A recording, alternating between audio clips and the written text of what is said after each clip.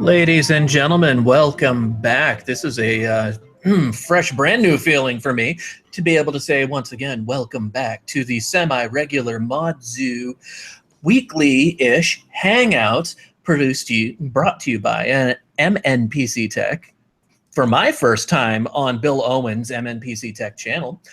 And this week we're going to be discussing what it means to mod a Macintosh G5 case, and why would you want to mod one of those suckers to put your PC hardware in.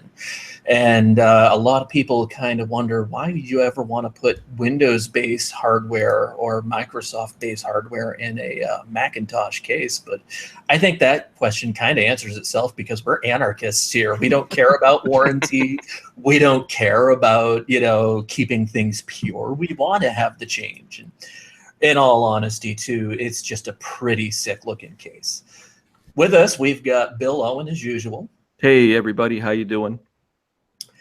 As well as we have Dave from, Dave, what's your site again? Yeah, it's from the Laser Hive. And Dave has a bunch of interesting kit that you can order for modifying cases like this, so you can get specific ATX, micro ATX, different motherboards in there. And so, if you've ever looked at a G5 and said, I can't do that because it's not going to fit my kit, his website, he's got all the stuff that you need to get just about anything in there.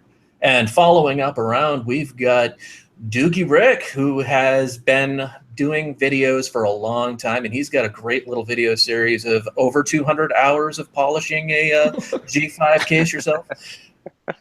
Howdy. Yes, entirely too long.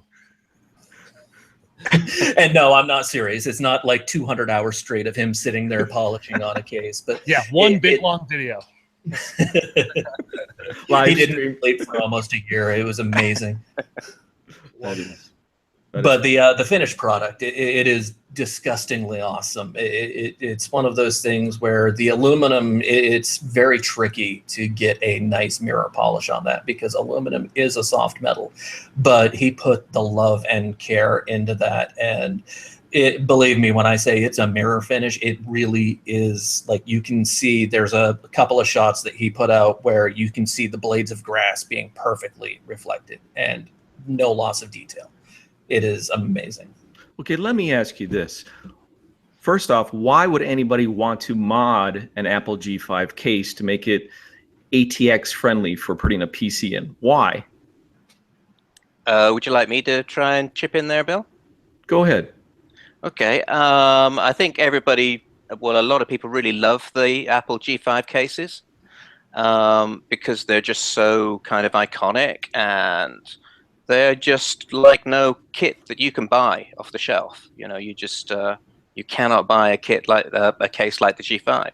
And also, once you've ripped out all the inside, there's quite a lot of room in there too, so you can reconfigure it, and yeah, it just looks cool. And the other question is, why not? True. I think, well, and the reason why we're doing this hangout is because so often people bring up, how do I go about modifying one? And we want to share the basics today with who I consider some experts on this topic. I've never modified one. I've actually had two different G5s cycle through my life where it sat on the shelf and I knew I was going to get to it. I never got to it. I never had the time to research. But today, I think this is going to be the fire I need lit under my butt to finally get on it. And actually, we have one here in the shop that we can turn the camera on, and we can take apart and go over the basics. But I also want to hear from Doogie. Doogie, why did you choose to modify G5? Well, I was originally attracted to the G5 case because it is very aesthetically pleasing. Everyone knows that PC manufacturers and Apple over the years have made it a point to kind of break the mold when it comes to design. Apple, caters to the artistic community by trying new things. And what I really liked about this case is, over anything else, is just the quality of the materials and the quality in the workmanship. I've seen things like the trash can Mac, for example. Yeah, it's really cool that it's a different shape and it's this new form factor, and it does look cool, but when you lay your hands on that versus a piece of hardware like in this case, just the feel, the quality is unparalleled. Apple really outdid themselves when they brought out this case, and it was ahead of its time. And so I gravitated towards it for that. And I'm a computer fanatic. I love the PowerPC architecture. Well, at least its place in history and what it did. And at the time, I thought, hey, you can still kind of make a powerful computer out of this. And so I kind of went with it, and it was my tribute to the Apple IBM PowerPC partnership. Okay, now here's the thing. It's not like you can just walk to the store and get one of these. What was the last year that the G5 was available? Late 2005. I think in 2006 you could probably still get some models off the floor, but I think it was late 2005 was pretty much it, because in 06 they were rolling out their first Intel stuff. Yeah, and they really changed the configuration around in 2005 as well. So those late ones are quite different to the early ones. They did. They made some pretty substantial architectural changes for that last hurrah. Like up until that point, all of the Macs had PCI. The G5 previously had PCI X, which is that 64-bit PCI slot. And with the late 2005 models, they made the move to PCI Express, which was really nice because you can slot up modern graphics cards in it and stuff within reason, right? If you're keeping the stock hardware. But it was enough of a speed improvement. I've used the previous generation. I have like 3 or 4 of these things sitting here in my basement. And the speed improvement is substantial with that jump to PCI Express and DDR2 RAM.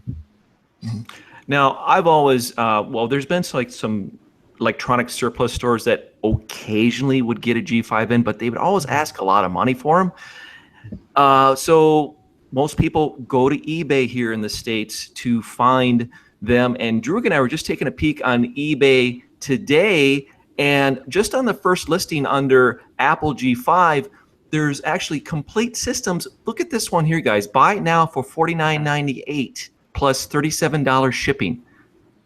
That's going to go fast. That's a great case for under $100, isn't it? Yeah, it's great. Dave, what about over there in Europe? How easy is it to find them over there? Yeah, well, it's pretty easy to find them again on eBay. You'll find stuff for about £50, something like that, or whatever. But the one big caution that I would say to people buying them off eBay is try and buy one near where you can go and see it and actually collect it yourself and bring it home. Because if you get a courier to send it to you, quite often the courier at some point will put it down quite hard, and those legs at the bottom, they're the easiest thing to bend. And once they popped one of the rivets in there, you can never quite get it looking exactly right again. It just won't look right, and the door won't close properly either on it.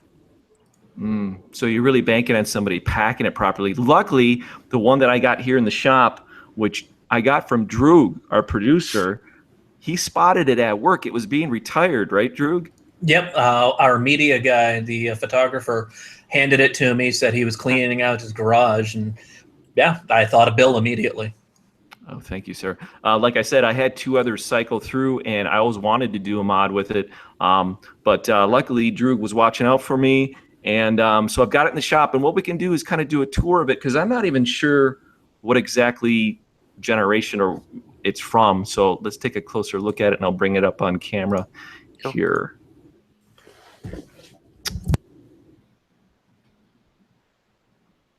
All right.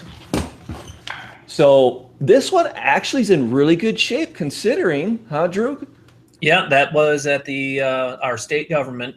It got a lot of abuse because it was a Department of Education system, and it went. You can see some of the dings as he's rotating it through.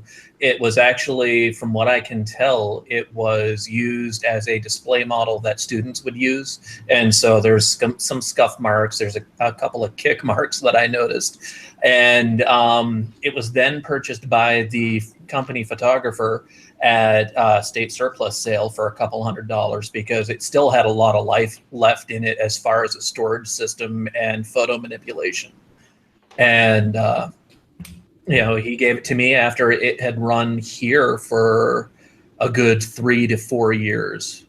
And so I took it home, I stripped out all the guts and sent it off to Bill. Okay, so guys, what model, can you identify which one this is, early one or late one? That would be that's the early one.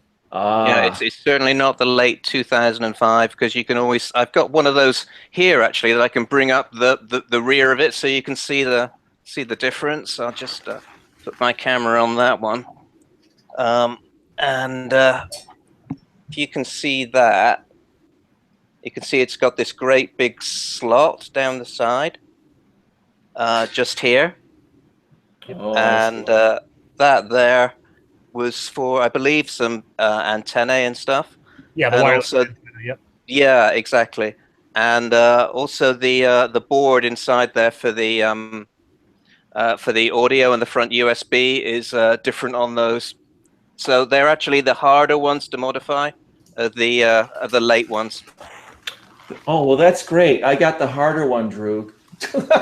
Oh no! That's, you've got the easy one. Oh, yes. Oh, good. Oh, okay. The one I got here is the harder one.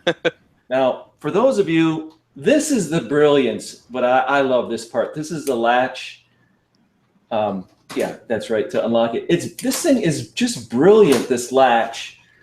And the panel is nice and thick. It's multi-layered.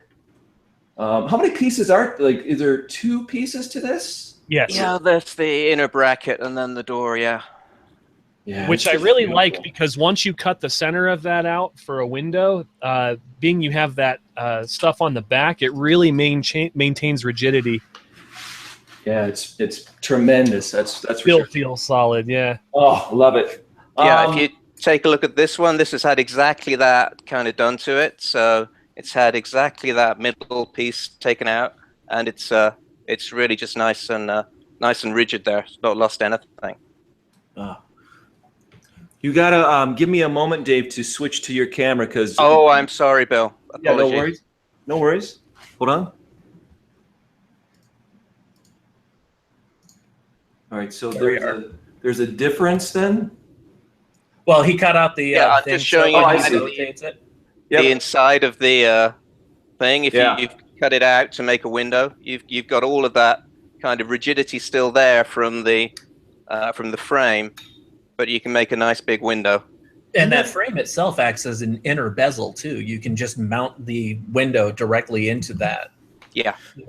Well, and that's one of the other really neat features about these cases is after you take the door off, you have like a second door that's actually a completely clear acrylic door. So without even having to go through the effort of actually putting the window in the outer door, the inner door, even when you modify this, it's still, as long as you don't cut out this divider here between like the optical and the rest of the system, you can still use this door, and it works just as good as having a window, and it seals too. Yeah, and that was so you could get into, if you were in a naturally dusty environment, you could still get in, swap out any drives that you needed to hot swap or anything like that without contaminating the system itself. Yep, and you just put a bunch of fingerprints on your PC there, your Hackintosh, Doogie. All right. Okay, so we're doing a tour of the inside now. Okay, guys, what would be my first plan of attack on this? What would be my first stage of modification? From my point of view, I think that you just need to decide what it is that you want to put in there, and then work out exactly, what pieces you then need to modify to accomplish your end goal. I'd always start off with your end goal. Are you going to make it full ATX? Are you happy with keeping that configuration there and just having everything below that top shelf, not modifying the top shelf at all? You just figure out what the board is you want to do, and then think, okay, how am I going to do it? What do I need to cut? What bits do I need to buy? How much can I do myself? Without buying things in, because you can do homebrew mods really well without having to spend a lot of money. So you don't have to buy kit from me. You know, it's a lot of these are a labor of love. I sell stuff to help people accomplish their goals, but if they take all their time, you know, they don't need to spend a lot of money at all. Okay, what about somebody that's a little apprehensive? They've never modded something before, and they're just looking for like they got an ATX board. What would be like the most basic mod they could do? If it was using stuff that I supply through my website, and if somebody came to me and said, "Look, I'm a beginner. I don't know how to use a Dremel. I don't really know what to do. What would you recommend?" I would quite often say, "Okay, let's leave that top shelf alone, because that's a pretty cool thing that holds the drive cage, which is nice, and that a lot of people want to keep." And they also want to keep the ability to use the DVD drive, or swap a more modern one in there, more likely. So I would say, if you've got a full ATX, you can just about squeeze that in under the top shelf. And I would, do you mind if I just show you one of my more simple plates that people could put in? Go for it. Okay. Yep. Okay. Cool.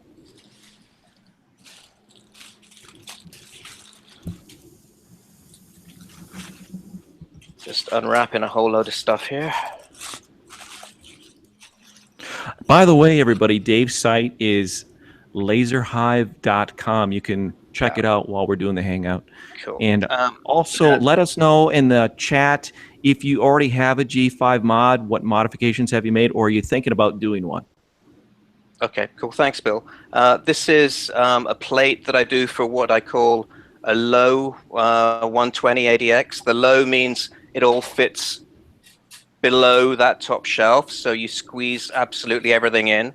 I'll just get my camera on there a little bit better. I'll take this side door off as well. Excuse me while I mess around with this. Martin mentioned there in the chat that, in his opinion, that modding the G5 case is not a good project for beginners. And I think the real answer to that question depends on how involved you want to go. Originally, before any of these aftermarket parts were available to do this, what people were commonly doing was finding an old PC case where you could pull like the whole motherboard and card cage out on a tray with the motherboard pre-mounted to it. It was actually like a fairly popular style that anyway, I saw them a lot around here on old PCs, but people would find a case that had that tray, they'd pull the tray out, and then they would cut an outline out on the back of the G5 case and then slide that whole tray in and have the card cages and everything. Granted, I don't think that'll fit keeping the top shelf, so there is a bit of cutting and stuff involved, but one other thing I wanted to point out quickly is the way these cases are assembled, it's all with hardware. I'm pretty sure I didn't drill out any rivets or anything to take this thing completely back to its basic components to polish it out. So it does have some flexibility in that sense. Yeah, for sure.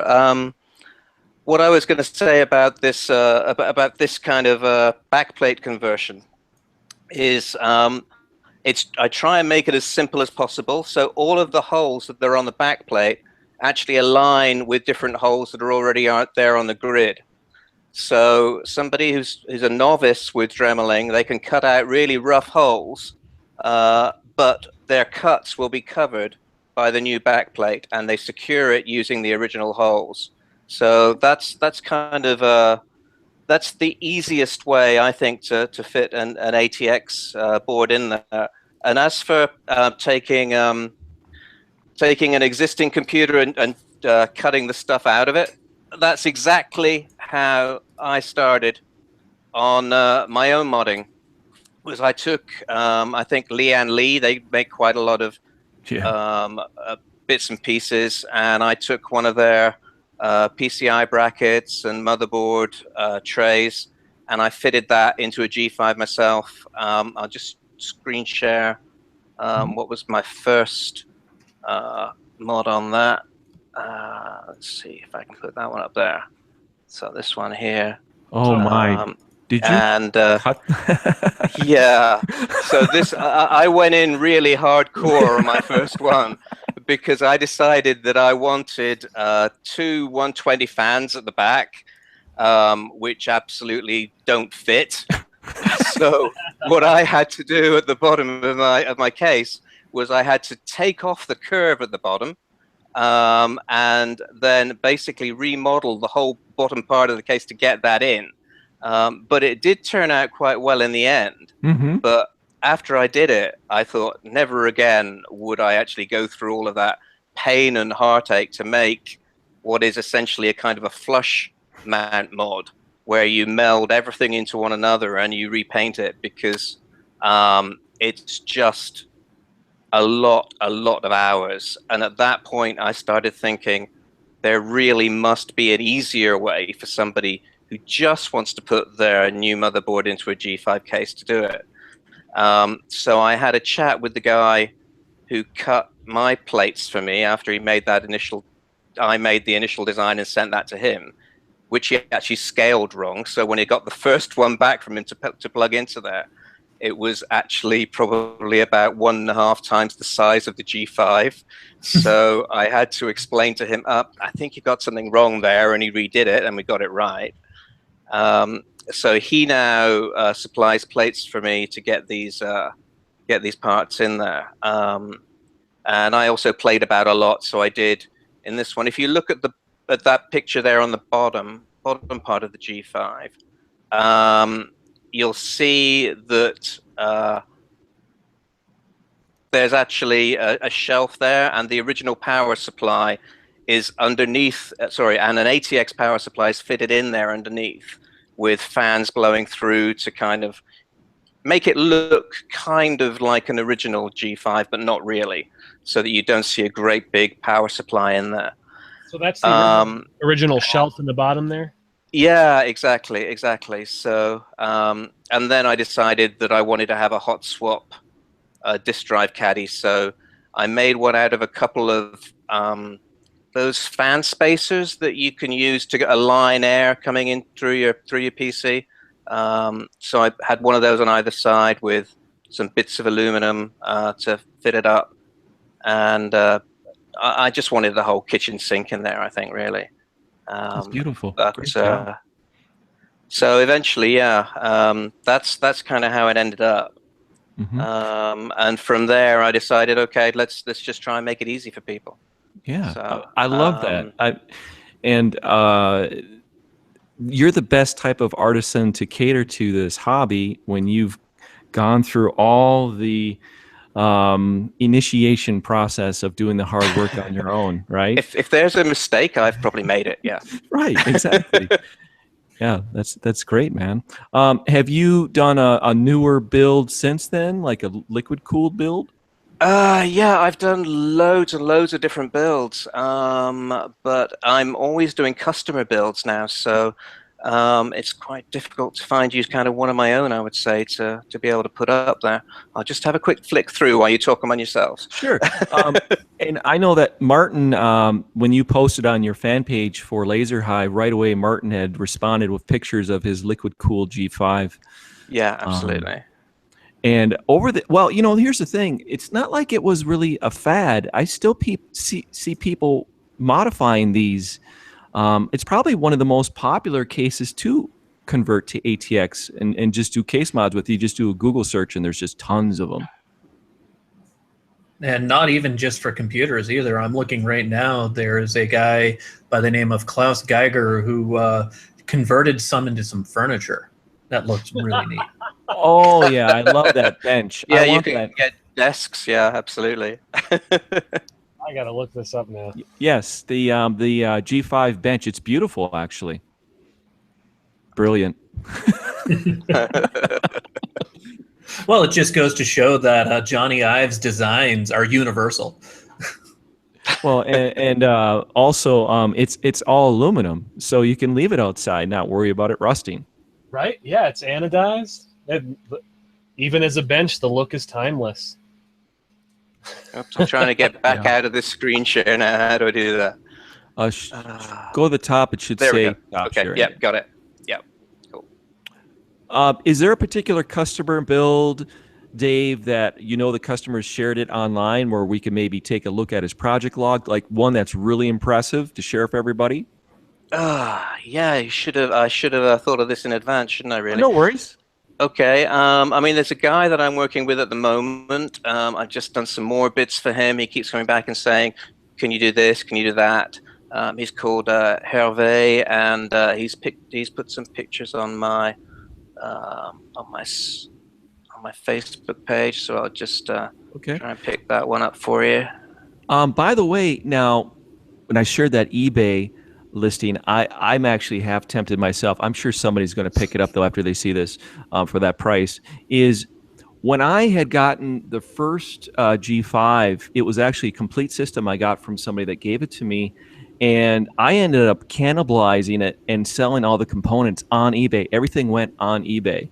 So there is people out there that still run these systems. Maybe they're a photographer or do some type of illustration or graphics, some type, and they need it for their job still. It may not be their primary machine, but they may need to replace a fan that's gone out on it. You can cannibalize that stuff and sell it. Pro Audio's a big one where they'll actually scoop up these machines because Rebirth and Reason and apps like that don't run on modern hardware very well anymore, and so people are accumulating these G5s and G4s and stuff for Pro Audio purposes. Not only that, but I noticed that some of those G5 systems on eBay had like really decent software on them, like Apple's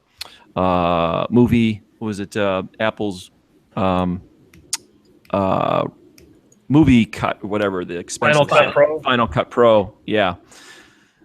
With still hey, something for the kids, right? To play with their videos on, edit their videos, for $100. Come on. Oh yeah. No, that's one of the things too, is getting the G5 as is. If it still fires up when you have it, nowadays you're looking at a piece of history as far as the software goes. And most people are kind of going to gloss over that. But I think, if you're going to get into a lot of heavy duty editing for movies and whatnot, knowing where things stood at one point really teaches you to appreciate what you've got now. Sure. Very good point. Yeah, I just brought up a recent post from one of my customers I'm working with now. And I don't know if you can see this. Can you see that one? You can see it. Okay. And he's really gone for the kind of white honeycomb and alien theme, and he's really gone to town with it. So these are all custom laser cut bits of acrylic that we're using to basically sort of hide the stuff that you don't want people to see, and to also help with the airflow and stuff. So he's got his radiator there down the bottom. And obviously his cooling block and everything. So you can see that, it's quite a neat build. That's really cool.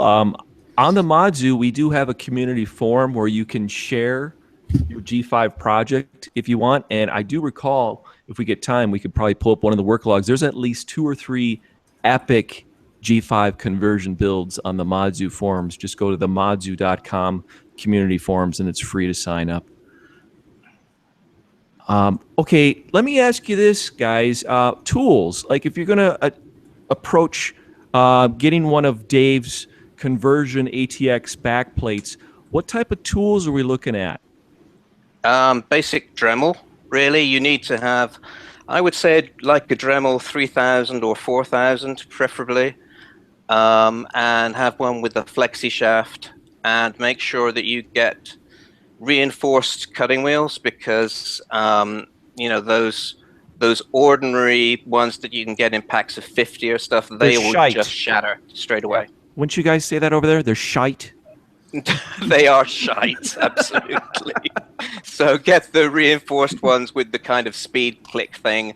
And I've even done an entire mod on like 1.5 of those wheels, so it can be done. So it's and you'll save yourself a lot of heartache by buying those ones rather than the cheap shit. It may be like $3, $4, or even $6 for a pair of those wheels, but it is worth the investment.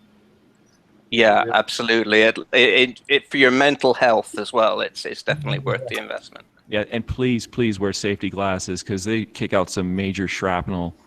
Yeah, and that's one problem with aluminum on those fiber discs is there's an issue with heat dissipation, and it's possible to break those fiber discs much easier cutting aluminum than traditional steel. So be extra careful. I would also say wear a mask as well, because there's a lot of aluminium, whatever you want to say, dust that comes up, and you don't want that going into your lungs. So put one of those masks on just to protect yourself. Now, are you cutting out the large area with Dremel as well? What, on the on a window there? Yeah. Absolutely not. I was going to ask if you're going to. I used a jigsaw on this one. Yeah, no, I actually cheated on mine because I got the guy who does my metal plates to take it and to laser cut it. So that one was cut. Mine was cut with a laser. He also did a trick one with the Apple logo cut out, and again, I guess you could do it with a nice saw, but it's not going to be easy. So a laser is the way to go if you're going to do that kind of thing. Oh yeah. We've got Josh Sniffen in the peanut gallery, who is proclaiming his love of angle grinders once again. Oh yeah. On the share, we have great, but not on aluminum. We have Magnesium's G5 mod on the Modzoo forums, and this picture caught my eye. It looks like he's removing all of the standoff or the PEMs inside the chassis, and then he's using a torch to go over them, a little propane torch. Yeah, a quick tip on those standoffs is you can just hit them on the side with a light hammer, and they just pop right out. Okay. Yep, I grabbed mine with a pair of pliers, really and gently rocked, and they're really easy to take out. Yeah, just a little sideways force, and they've gone. Yeah, I noticed that they're mostly riveted in. They're not really held in with any major adhesives or anything like that. Yeah, exactly. What I do with my motherboard trays is I actually you get rid of all of those standoffs, at least on my latest generation of motherboard trays, and you fix the trays to the shelf screws and to the screws at the bottom, and then you have a little bridging piece to go over the little lip that there is at the bottom, and it holds them in there really nicely. But also some of the other trays, they're held in with the original standoffs. So the point is, you instantly get the alignment that you need between the tray and the back. So it's all made to line up. But that looks cool. That's really hardcore. Have you tried to fit like a EATX in there? Yeah.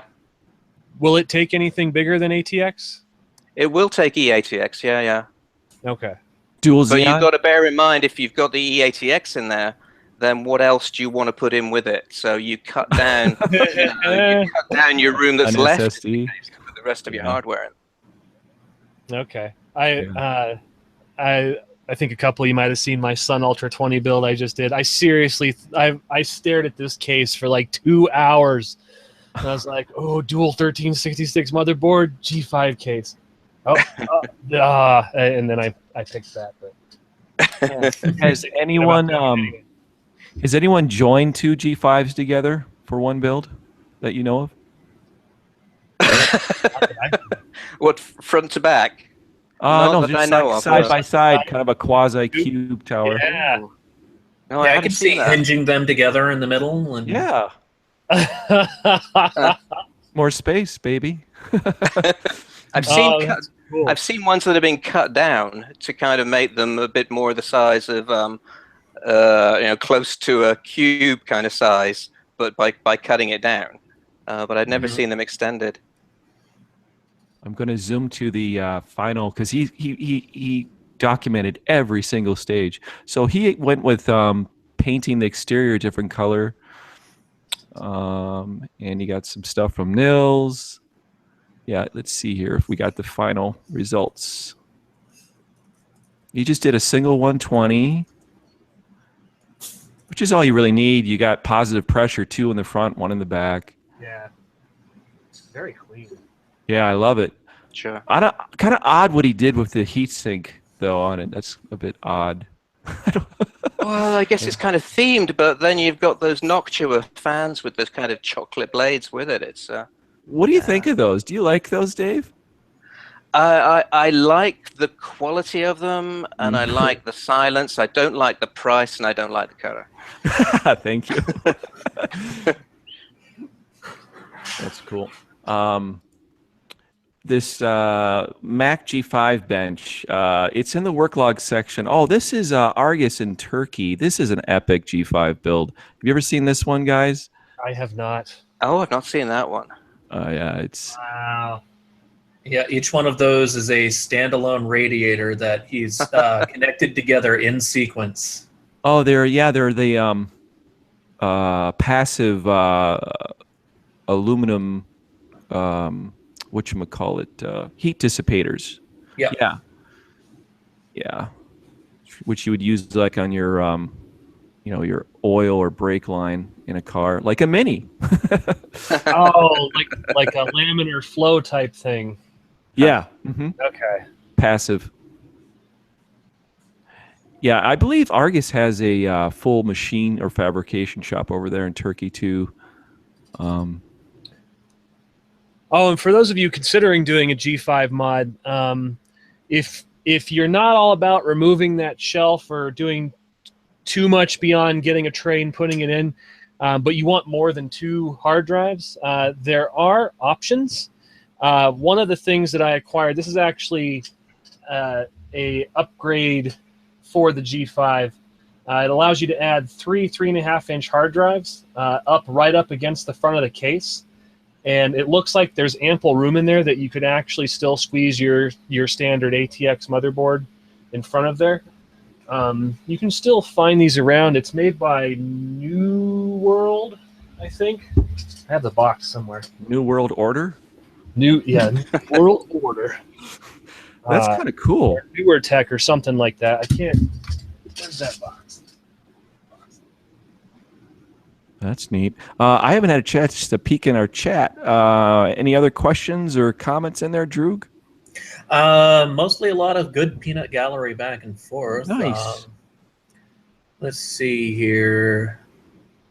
We got somebody who we are 2 doors down. I absolutely want to try a Mac Pro Extra Large someday.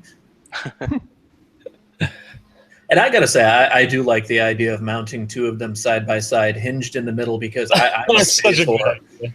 it's just fill one of them full of fans, cooling, and hard drives. That's it. Yes. Okay, Doogie. Yeah, I remember this. I had sold one of those on eBay for like $125 after I cannibalized it. Oh, the CPU unit? Yeah. I really like how this is put together. It's very well designed. And those are 2 Lang pumps. Was there 1 or 2 Lang pumps in there? It depends on which water cooling setup you got. This one, it's just the one. But they do have one that has 2 pumps, and then they did a couple different radiators. I think they even had a radiator where it was kind of split internally as like 2 separate loops. But this one, they just run one CPU in series after the other. And you don't really notice that much of a temperature difference with it in series like that. No. But I switched some things around too. I ran Linux on this system, and the wind farm kernel driver, so the kernel driver that runs all the fans and everything, I actually made it more aggressive in its cooling. So, because I don't care about noise. I got servers and stuff everywhere, so it puts me to sleep. Yeah, we're talking about putting stuff in the front and for drive cages and things. I've made some of this kind of stuff, like I was saying earlier, and you can. I'd be happy to release the files for these and just make them public, because I really don't want to make these anymore. But if you've got access to a laser cutter and some perspex, you can knock up these kind of things for yourself, just to pop in the front. Oh, cool. That's cool. Yeah. Where would somebody find that on your website? You would share that? Yeah, I'll after this chat, I'll stick a little thing in my Facebook page with a download link, and we'll get that sorted. Because Yep, these just use look up the old, they Laser use the old Corsair backplates, and you can either make a single or kind of a double decker. Nice. Now, Dave, I noticed on your website there's people can contact you for to have you do custom stuff for them as well. And there was like some type of free software you recommend for like doing your drawing layout in 2D. Yeah, you can use Inkscape, and you can. That's a free download, and you can make stuff with a SVG vector base, and just kind of send that stuff in, and I'll convert that and talk you through basically sort of redesigning it and getting it made. But also, to be honest, I have people send me all sorts of stuff. Like they'd send stuff that they've done in Windows Paint, or things that are on PDF or just JPEGs of ideas, and I can pretty much generally kind of work with the customer to come up with something that is then laser cuttable and give a price for it. And what I do is the whole ethos behind my business was really because I found that getting stuff laser cut was really expensive and not accessible very easily, especially when it comes to the steel hardware, that kind of thing.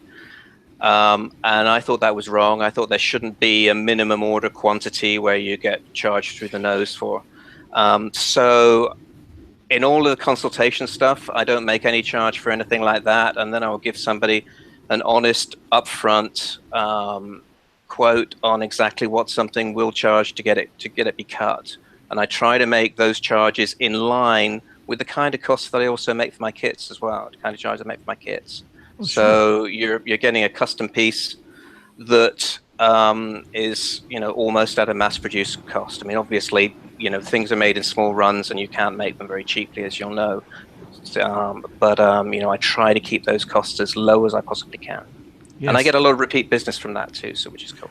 I was reading some reviews on your business, and people were saying that even if they're here in the States or other parts of the world, that your shipping is also very reasonable too. You try to give them the very best deal you can, understanding that this is an internet business and a lot of people, Absolutely. I try to make it, I mean, the shipping is almost a loss leader when it comes to going to the States. It tends to be at cost or slightly below sometimes, so I don't actually make the costs fluctuate a lot. I haven't actually changed my prices in the last couple of years.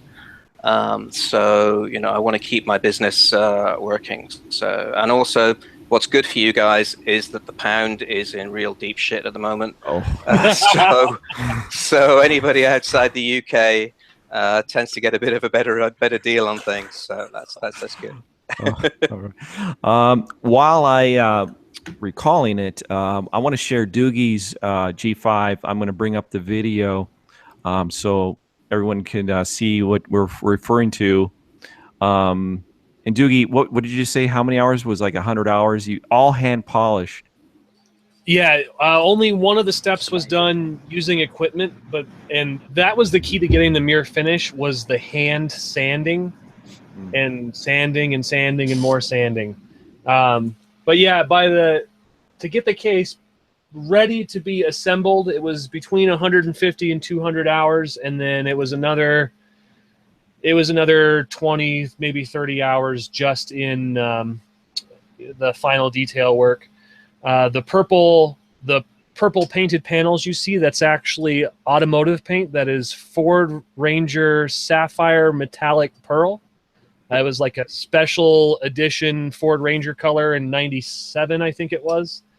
It's a beautiful color. The camera actually doesn't capture the essence of that correctly, but all in all, it turned out to be a really good machine. And for being one of the most unreliable computers ever made in history, it actually served my webpage for 3 years, I had a 99.7% uptime, which is pretty impressive for a Power PC Mac. So, go ahead. I was going to say, what is your advice to anybody about looking to do a Hackintosh mod? Or like you guys have resources online you can refer people to? Well, I was going to say, I've got a few websites here that if anyone is interested in, generally it's going to cost, first of all. You've got to spend, to get a very specific set of hardware because it's just not going to work out of the box on any hardware. But if you go to TonyMacX86.com, that's a fantastic place to start. Hackintosh.com. And another one of my favorites, and this is why I got them messed up, is osx86project.org. Love and that.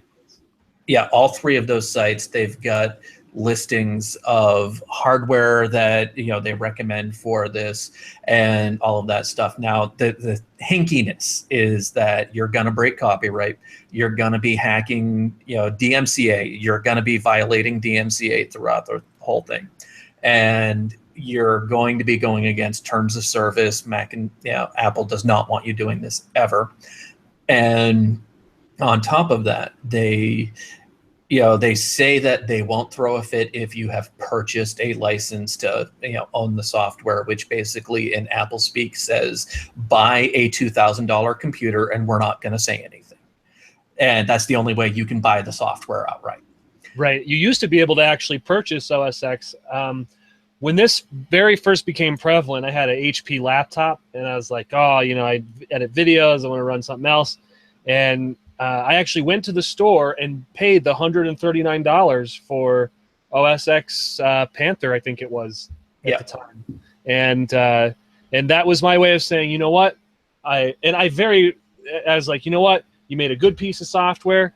I want to pay for it. I don't want to use it on your hardware. But, I was willing to pony up and give that back to them. It kind of stinks that they don't give you an avenue. One interesting thing about it, when it comes down to case mods, is I don't know whether it's still in the EULA or whatever the document is, but they say it should only be installed on Apple hardware. And some people think that if you actually have a G5 case that you're putting it into, that you've come by, that you are actually installing it into Apple hardware.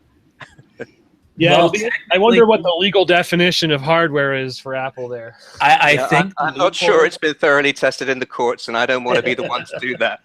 No, the loophole is you have to make the boot drive unremovable from the case. The boot drive has to be an integral part of the case for that to count. That's so weird. That's interesting. We're going to be closing the hangout here shortly. Is there anything that you guys want to add before we go? I would just say from my part, it's been a pleasure to be invited onto this and to talk to you guys.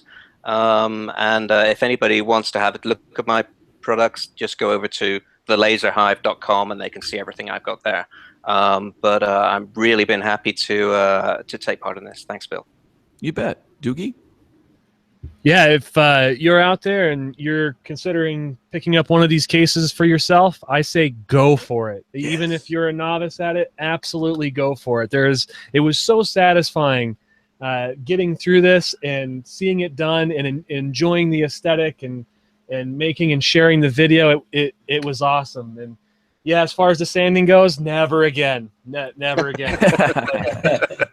But having a project, putting together a plan, and then executing it, and yeah, maybe you're not the expert. I'm not an expert on polishing.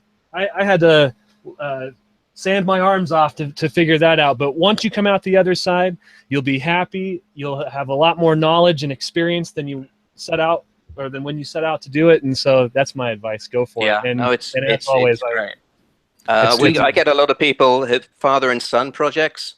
You get a dad coming saying, I want to do this for my son, or my son to be introduced to computers this way, and it's a great introduction.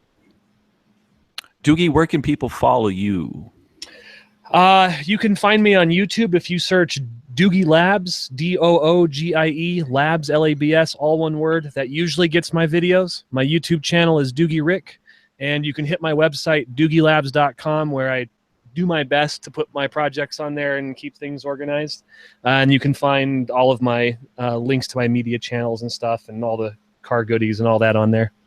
Yeah, right on. At some point, I want to have you back, Doogie. We're going to do 2 different episodes, one on owning supercomputers. There are people out there that actually find and buy supercomputers and put them in their homes. Doogie's one of them. And also, we're going to do an episode just on cars, car enthusiasts. Before I hand it off to Droug to close us out, I just want to mention that we'll be back again next Sunday at 4 p.m. Central. We're going to have another guest, Joshua Sniffen from NFC Systems, and we're going to show you how you can design your own computer case with free software in that episode. And so thanks, everybody. Make sure that you leave your questions in the comments after this live stream is over so our guests, Doogie and Dave, can check back and if you got any questions for them or whatever, and just tell us about your G5 project that maybe you're planning. And I shared the eBay. There's some great deals on the G5 with a system in it, right now on eBay. So look at those before they're gone. So Droug. All right, so here's the thing. It's been a while since I've done this, so I've got a lot that I need to remember, but primarily we can be found at themodzoo.com, and we have our forums there. And from the forums, you can go in and you can show off your project if you've got a G5 that you've been cutting up, painting up, whatever. And especially, if you're going to do a double wide like we were talking about, or somebody else is saying, cut the legs off the top, the legs off the bottom of another one and make it super tall, that could be kind of interesting too. Yeah. So, hit us up at the Mod Zoo. We're also on Facebook and on Twitter at the Mod Zoo for both of those. And just hit us with any questions you have, any suggestions for future episodes, or if you want to follow up, you can also start a line of questioning in the forum too, and say, hey, I've got a G5, here's some ideas, or what do you suggest? And we've got a bunch of people, not only these two, who will willingly jump in and guide you through the entire fracas, because that's what we do. We're about helping you guys take what is annoying you and just mod the hell out of it. So until next week, when we hang out with Josh and we do a little bit of free design and see if we can't get something freaky going on, you guys go out, find that thing that's been annoying. You go find a Mac G5 somewhere and throw it down a flight of stairs first, give it some character, and then paint it up and fix it and show us what you've got done, okay? You guys have a good one, and we'll see you later.